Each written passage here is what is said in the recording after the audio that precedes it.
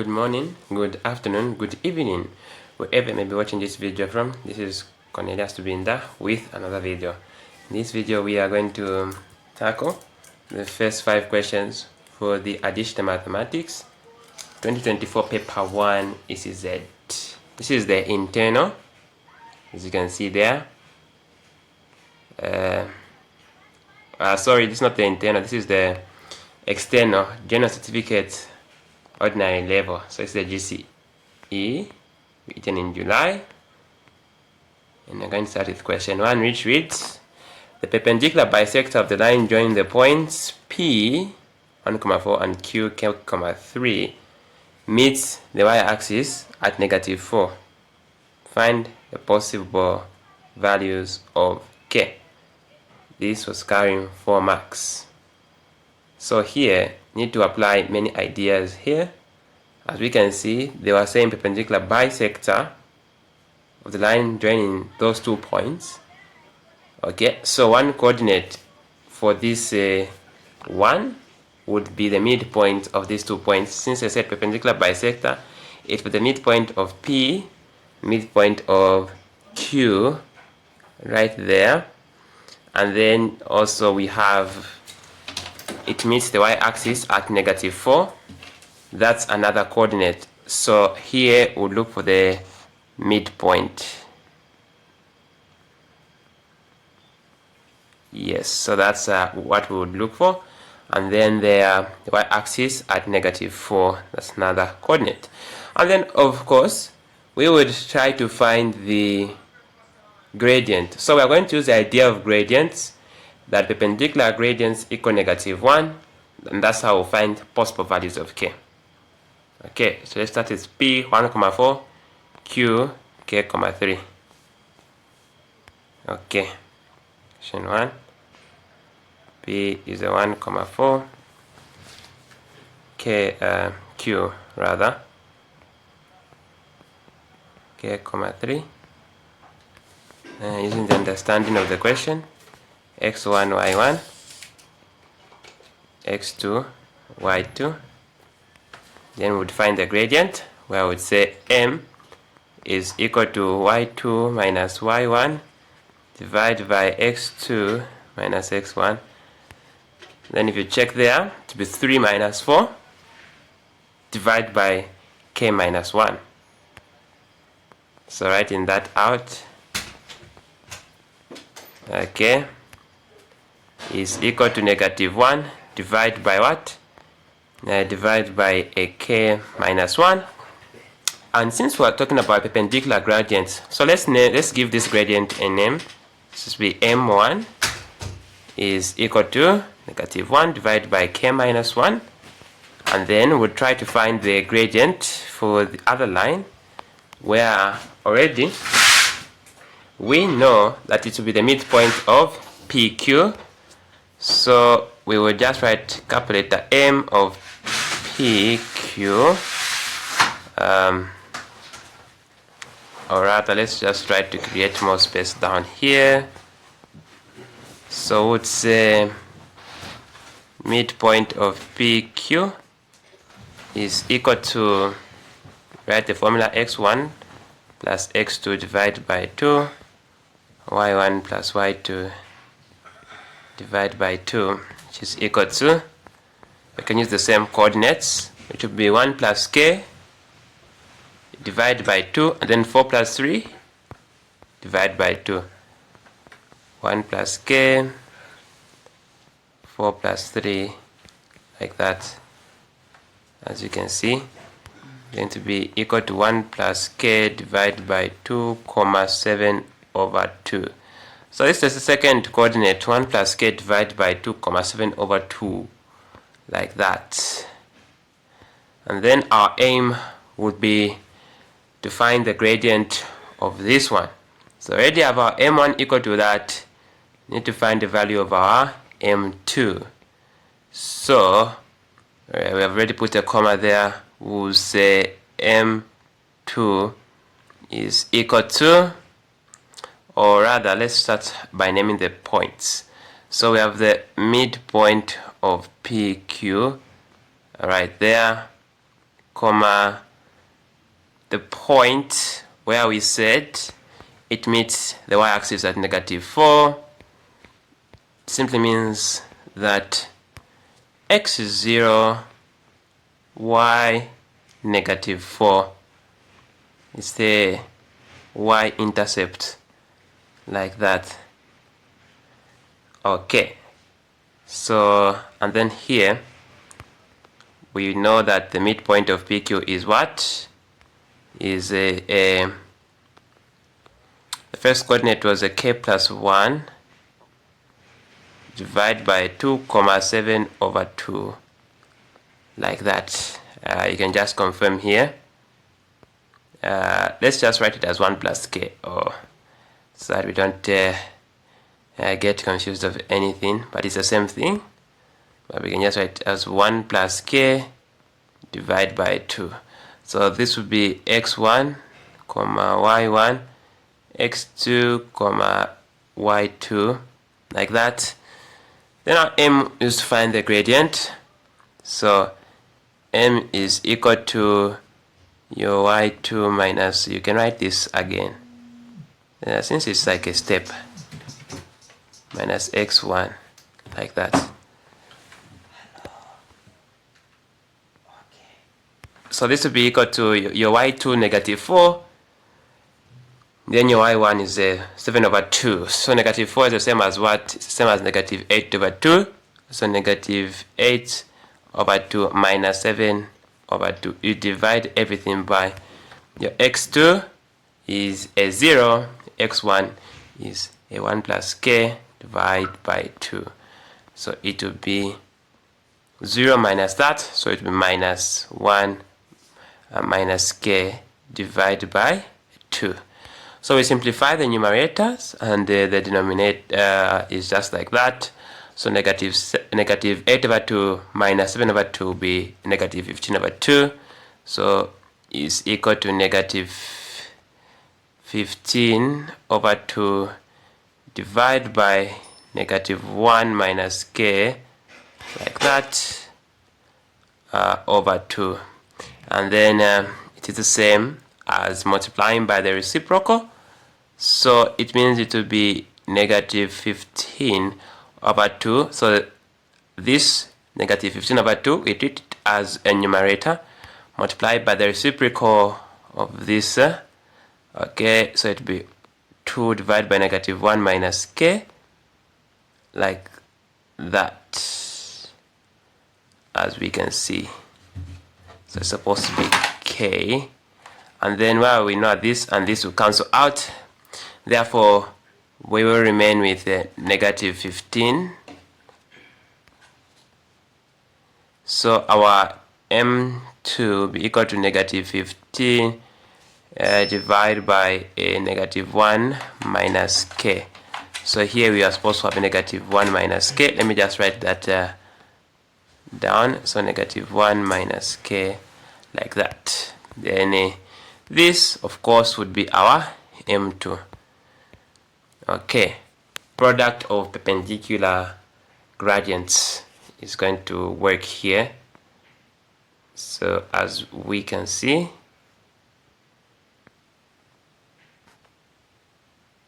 okay, so as we can see here, we have our m1, -1 divided by k plus 1, -1 divided by k plus 1 multiplied by a -15 divided by what? A -1 minus k. -1 minus k is equal to a -1. So product of perpendicular gradients should give you what? Should give you -1. That's what we have, as you can see there. -15 divided by -1 minus k, and then -1 divided by k. Here is supposed to be -1 divided by k minus 1, not k plus 1. Take note. So here, sorry for that, I thought. So it's supposed to be k minus 1, like that. Take note. K minus 1, -1 minus k. You multiply numerators, then you go to the denominators. 15 divided by If you multiply, okay, let's just do this quickly. So we have k minus 1 multiplied by a negative k, like that, minus 1 should give us a negative 1. Then you start by expanding that bracket. 15 divided by a k minus 1 multiplied by that. So first of all, let's start with this k. K times negative k squared. K times the negative 1 will be negative k, negative 1 times negative k, positive k, negative 1 times positive 1, negative 1 times negative 1 is positive 1, equal to negative 1, like that. And then you're going to have what? You're going to have 15 divided by this in the middle here. It's going to give you 0. So negative 15 divided by negative k squared plus 1 is equal to negative 1. Here we are going to divide by 1, cross multiply, and then you are going to say 15 is equal to a negative 1 times negative k squared plus 1. 15 is equal to k squared, and then since here it was a negative, take note, and then you're going to have minus 1. The minus 1 goes to the other side. It's going to become positive 16 is equal to k squared, square root both sides. Going to have your k is equal to plus or minus square root of 16 is 4. You would therefore conclude that k is equal to negative 4, or k is equal to positive 4 as your final answer. And then you would go to your question 2. Solve the simultaneous equations. X plus 2y is equal to 6, then x squared plus xy minus y squared is equal to 19. So x plus 2y is equal to 6 is your question 2. So question 2, you have your x plus 2y is equal to 6. At least you can call it your equation 1. And then you have your x squared plus xy minus y squared is equal to 19.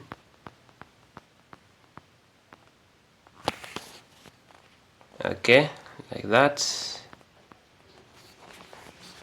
So x squared plus xy minus y squared is equal to a 19 as a equation 2.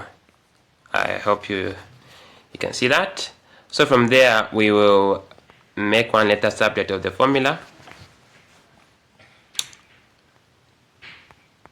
Let x be equal to what? 6 minus 2y in equation 2. So we will have 6 minus 2y, which has to be what? Squared, plus y multiplied by a 6 minus 2y. Since we were saying xy, then minus y squared is equal to a 19. So 6 minus 2y squared, like that, like that, and like that. And then we would use the shortcut method for expanding. 6 squared, 36. 6 squared is 36. 6 negative 2y times 2. You're going to have a negative 24y. Negative 2y squared plus a 4y squared. Negative 2y, then you square it. You're going to have a positive 4y squared. Then there, plus 6y minus 2y squared minus y squared is equal to minus y squared. It's supposed to be squared. Minus y squared is equal to 19. Then we continue, group like terms together. You're going to have 4y squared then minus 2y squared minus y squared, that is that, then minus 24y, like that, and then plus 6y, like that. Then if you check closely, we have collected all like terms. We just say plus 36 minus 19 is equal to 0. To continue, you simplify here. 4y squared minus 2y squared minus 1. Just going to remain with a y squared. So going to have y squared, then minus 24y plus 6y be minus 18y, then 36 minus 19. If you calculate nicely, that is supposed to give you a 17, because 19 plus 20 is going to give you 39. 39 minus 3, yeah, like that.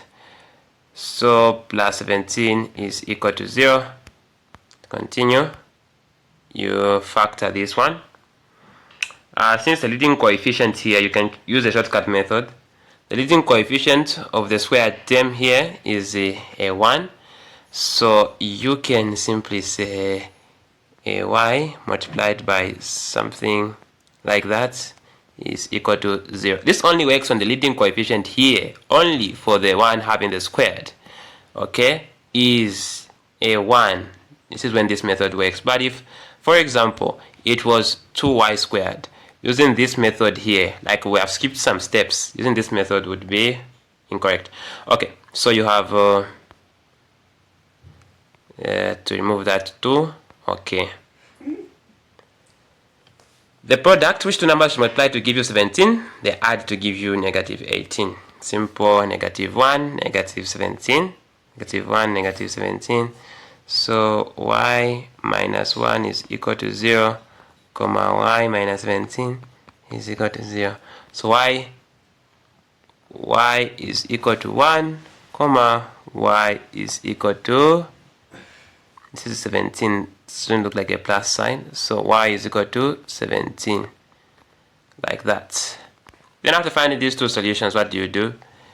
You go back to the step where I said let x be equal to, okay, so you say that when y is equal to 1 in x, so it simply means x would be equal to 6 minus 2 multiplied by 1. X would be equal to what? A 4. And then you write the statement again. Hope we have enough space. When y is equal to 17 in x, then we're going to have, let's just put a comma so I don't get confused. X is equal to 6 minus 2 y, which is 17, which is equal to 6 minus 17 times 2 is 34. X would be 6 minus 24 equal to negative 28. And then you conclude, therefore, when x is equal to a what? In this case, we had a negative 28. Y is equal to a 17. And when alright, so I've run out of space. Let's try to conclude it smaller. So we say therefore when x is equal to negative 28, y is equal to 17, and when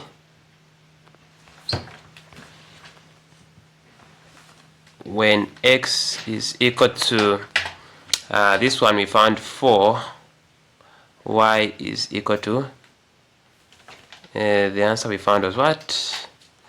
So y is equal to, just try to write this answer smaller. y is equal to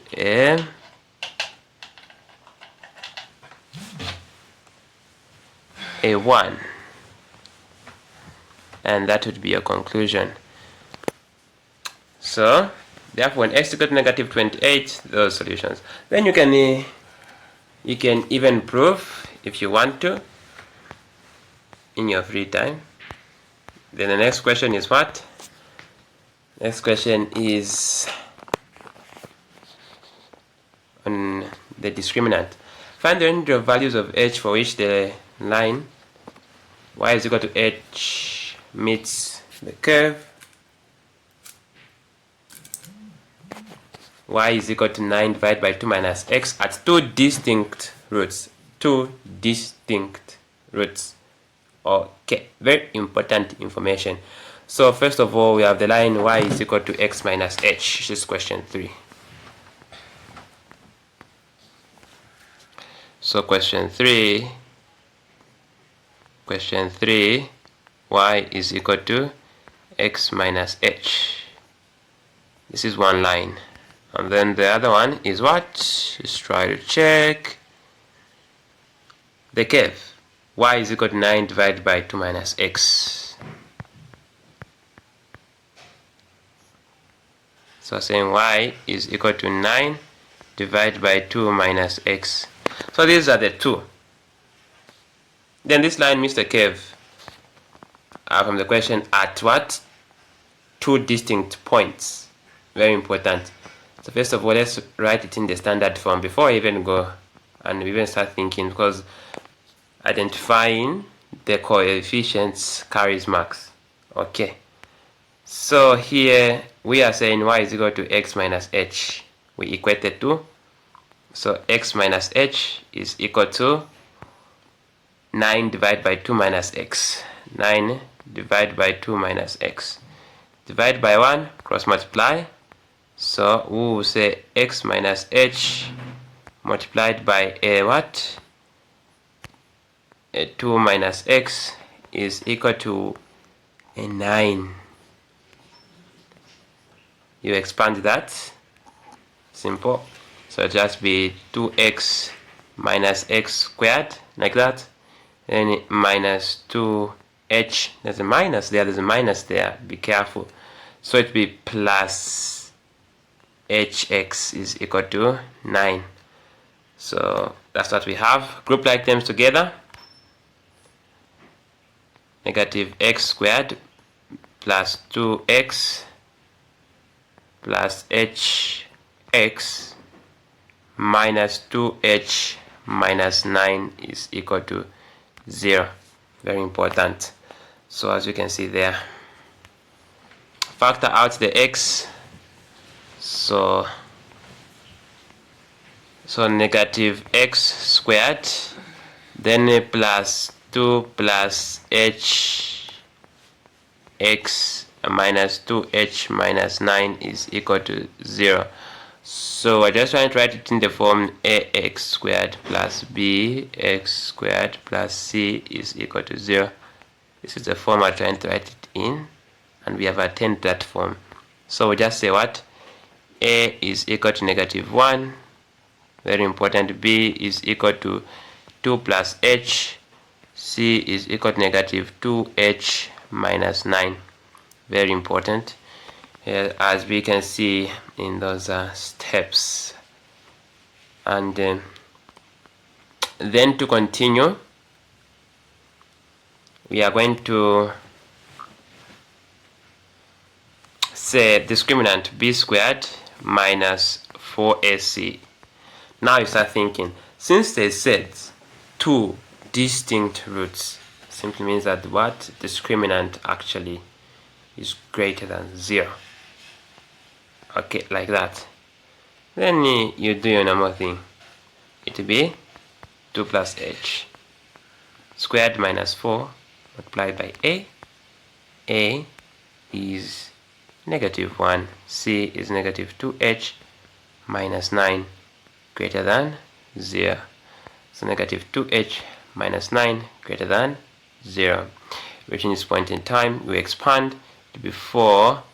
2 times h like that, times 2, so it will be 4h also plus h squared, expanding that, then to be negative 4 multiplied by negative 1, distributing that bracket will be 2h plus 9 greater than 0.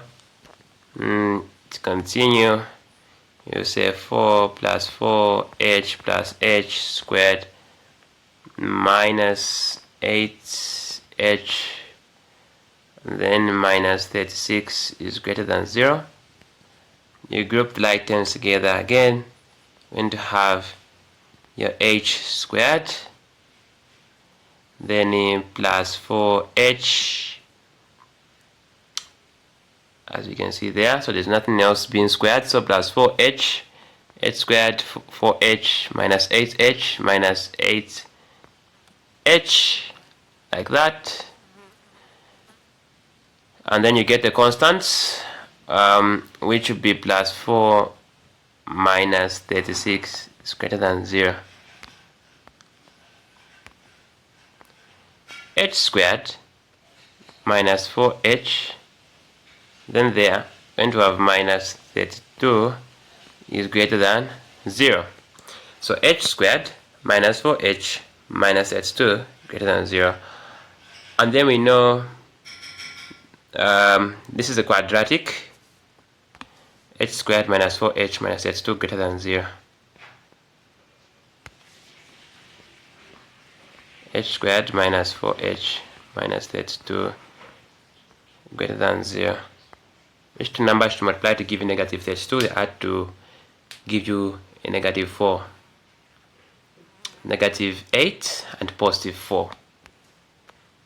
So it will be h squared minus 8h plus 4h minus 32 greater than 0. And then here we'll do a normal factorization, if you can remember. So that should be h multiplied by h minus 8, factor out positive 4, then to be h minus 8 also greater than 0. And then you will have h minus 8, h minus 8 multiplied by h plus 4 has to be greater than 0. So we are saying h minus 8 greater than 0, or h plus 4 greater than 0.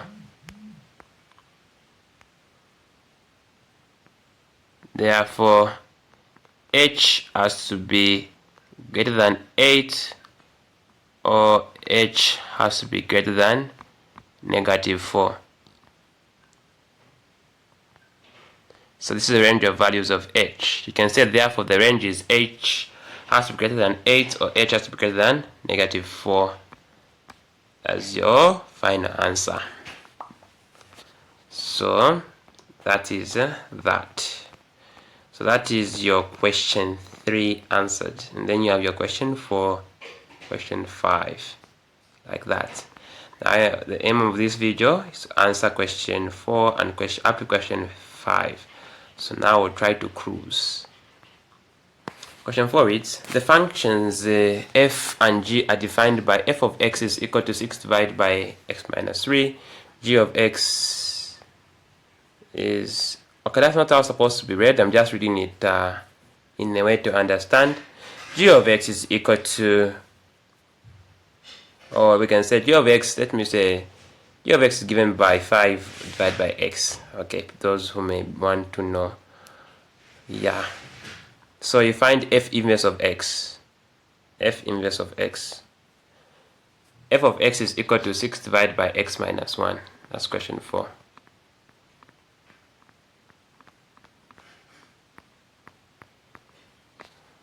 So question 4, A, we're saying f of x is equal to 6 divided by x minus 1. So just to confirm, we'll move up very fast. As we can see there, 6 divided by x minus 3 actually, sorry for that. So you have your 6 divided by, yeah, it's okay to erase the whole question. So this is question 4a. F of x is equal to 6 divided by x minus 3. F inverse of x says, where there is f of x, you make it become y is equal to 6 divided by x minus 3. Then your m would be to make since you made y subject of the formula in this step, or you just interchange, right? You replace the f of x with y.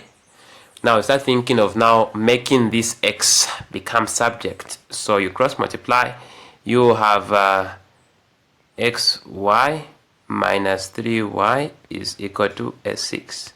Then to continue, you just group whatever is having x on one side, so it's only xy having x is equal to 6 plus 3y. Then you divide both sides by y, divide both sides by y like that.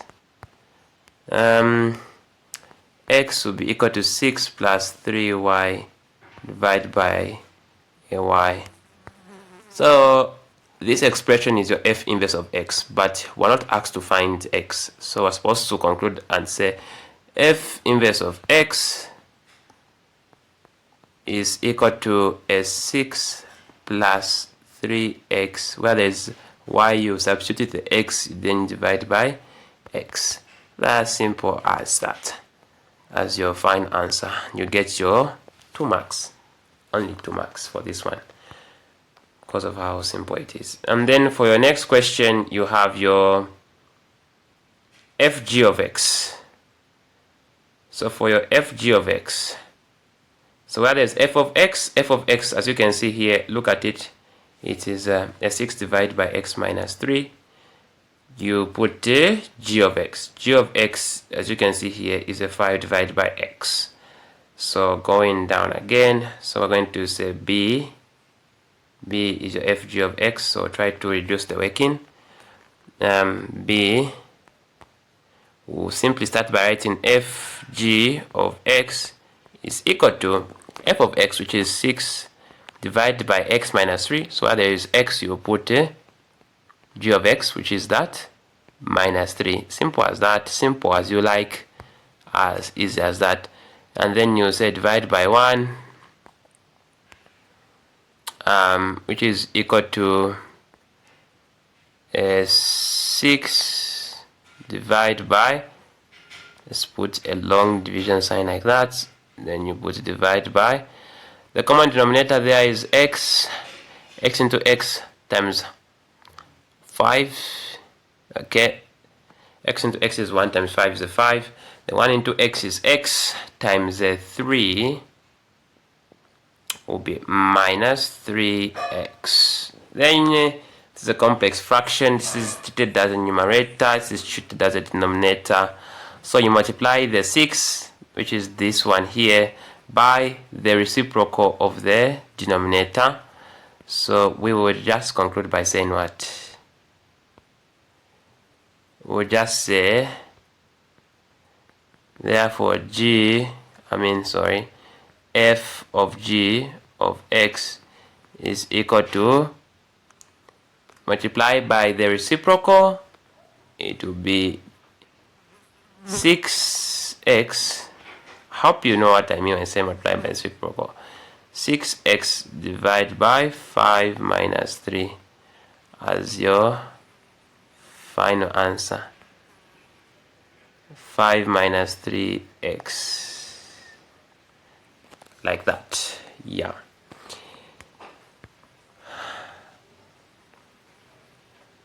And then the next thing will be what? Will be the value of x for which g of x is equal to f of x. Okay. This is our C.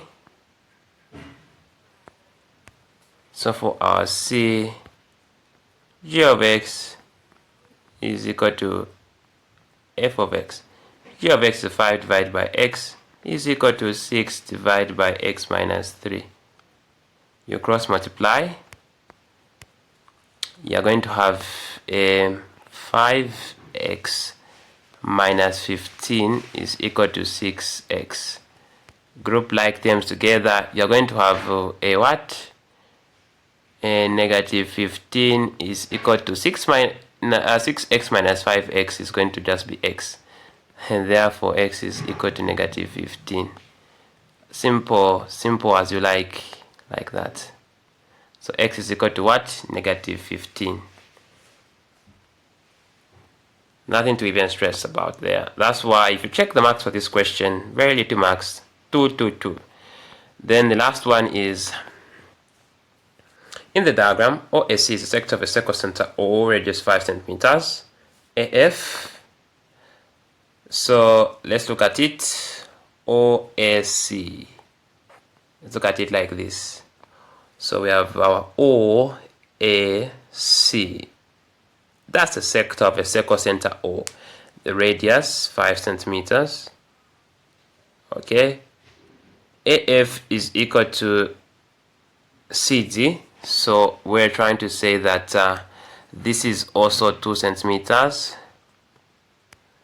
AF is equal to CD, which is equal to 2 centimeters. DE is equal to EF, as we can see there, which is equal to 2 centimeters or so. OB intersects DF at 90 degrees at the point E. They want us to find the value of theta. As we can see, theta, the way it's extending, right? It's extending between both. It's extending like that. I hope you can see this black line. So it means I want you to find the total angle there. But if the theta was just, for example, like that, so it means you want you to find what? Half theta, because you are told that OB is bisecting. So it means that what we find here is half of the angle, total angle that's supposed to be found there. Alright, total angle is supposed to be found what? There, that's what I mean. So just like that. And then we are being told to find the value of theta. One thing to note is we from this question, we don't know the arc length. We know the radius, and we can see some right angles. So already we should start thinking of the Pythagoras theorem. Okay. So what we should know here is that all angles that are being formed here are 90 degrees. So here I have 90 degrees, 90 degrees, because these are congruent. So like this triangle here is congruent to the triangle there. So angles being formed are 90 degrees. So since we know the angle here is 90 degrees, the angle there is 90 degrees. We know that. That is not 90 degrees. What we can do is use the Pythagoras theorem to find theta there. Now what we're going to actually find is theta divided by 2, because total theta is the total for this. Now the theta that we are finding, let me show you what we are finding. So to write it in the symbol form, the theta we are finding is just this part. That's it. That is what we are finding as our theta. So that is what? Let's write that down. So we have no adjacent side, we just have a hypotenuse and an opposite. Let's write that down for question 5. So already we know how to scroll fast. We can use this method, very fast method of scrolling. Okay, so question 5, where we have something like that. It's good to draw this out in the exam. Saves you a whole lot of time. So you knew that that's 2, you knew that that's 3, and then you know that you have to find is theta over 2. So you have the opposite and the hypotenuse. What can you use? You can use sine theta. So take note, there's nothing like sine theta over 2. We know the angle is theta over 2, but we won't write sine theta over 2. Let's just use theta. But in our minds, we know we're finding what? Theta over 2. Sine theta over 2 is equal to opposites over the hypotenuse. So opposites over hypotenuse. Something clear. So sine theta is equal to opposite 2 hypotenuse 3. 2 divided by 3. Theta is equal to sine inverse of 2 over 3, like that.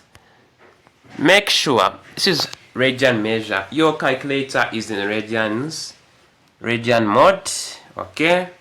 So sine inverse, let's type together, sine inverse of 2 divided by 3, my calculator, okay, so round off to 4 decimal places. Why? Because of accuracy. So 0, so we round off to 4 decimal places because we want to be accurate.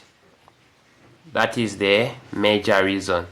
So 0.7297 rad. So it means we are saying theta over 2 is equal to 0.7297 radians. Take note, we were finding theta over 2, but in our working we used theta because that is how the trig ratio is. Now to actually find our theta will be equal to 2 times theta over 2, which is equal to 2 times 0.7297. So 2 times 0.7297, you're going to have is equal to a 1.4594, like that. And then your answers are required in 3 significant figures. So theta is equal to 1.46 radians. You know, others like to, when they find the answer, they just use the answer that comes on the calculator. When you multiply by 2 on your calculator, you're going to have 1.4594. But instead of 94, it's supposed to be 95. But that's just the accuracy change. But 3 significant figures, your answer will still be 1.45 rad or radians as your theta. So that's the answer to question A of 5, and you'll get your 3 marks. Simple as you like. Then they want you to find the length of the arc AC. As you can see there, simple as you like. They want to see if you have a good understanding of what you know, because you have found 2 answers there. Actually 3 answers. You have found 1.46, you have found 0.7297, you have also found the you have found theta over 2 equal to that. You have also found another theta equal to that, equal to the 0.7297. So if you're confused, you would actually struggle with this question, but it's not hard. So you would just say arc length formula. Arc length S is equal to whatever you would write, theta r theta. It's okay. So r we know is 5, theta to 4 decimal places is a 0.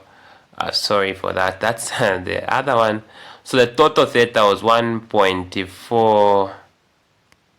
Can't remember it that much. So 1.4594. 4 decimal places. So 4594, which is equal to a 5 multiplied by 1.4594. 5 multiplied by 1.4594 is going to give you 7.297. So 7.297. Therefore, S, which stands for arc length, is equal to 7.30. You can round it off like that. I believe centimeters. From the question we could see that it was centimeters, like that. 7.30 centimeters. Look at it. So the question says centimeters, and then that will be it. So we have answered the first 5 questions for the 2024 paper 1 GCE internal. Thank you so much for watching this video. This has been Cornelius Subinda with another video, and bye bye.